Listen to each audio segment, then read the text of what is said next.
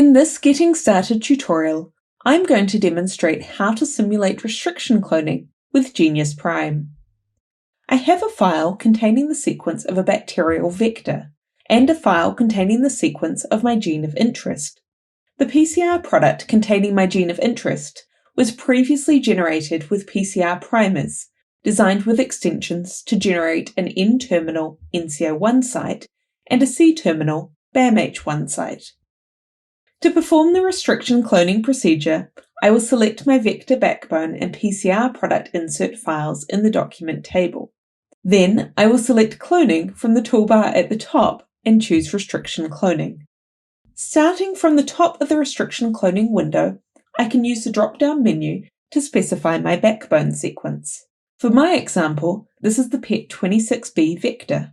Next, I will define how the candidate enzymes will be selected for this cloning procedure. If the sequence is already annotated with restriction enzymes, then select the Annotated Enzymes option from the drop-down menu. I can see in the construct layout underneath that Genius has automatically selected some common enzymes in my vector and insert.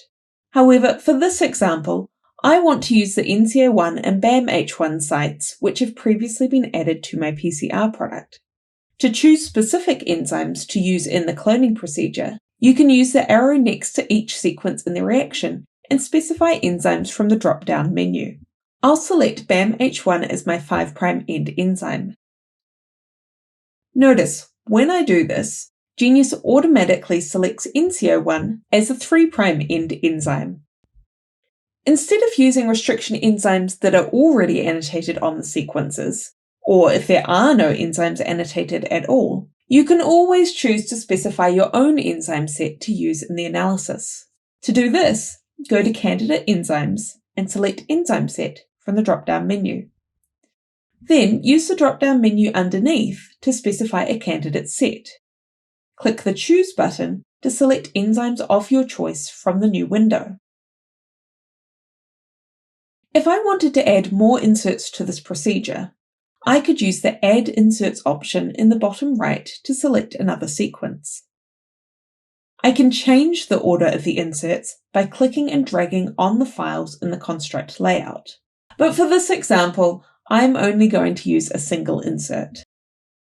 Now the experiment has been set up correctly, I will click OK to run the cloning simulation. A new file has been created which contains my final product. In this new sequence, all annotations within the regions involved in the cloning reaction have been transferred. By going to the Annotations and Tracks tab, I can select to view the concatenated sequence. Doing so will show the vector backbone and insert fragments in the final product. For further tutorials on getting started with Genius, refer to the other videos in this series.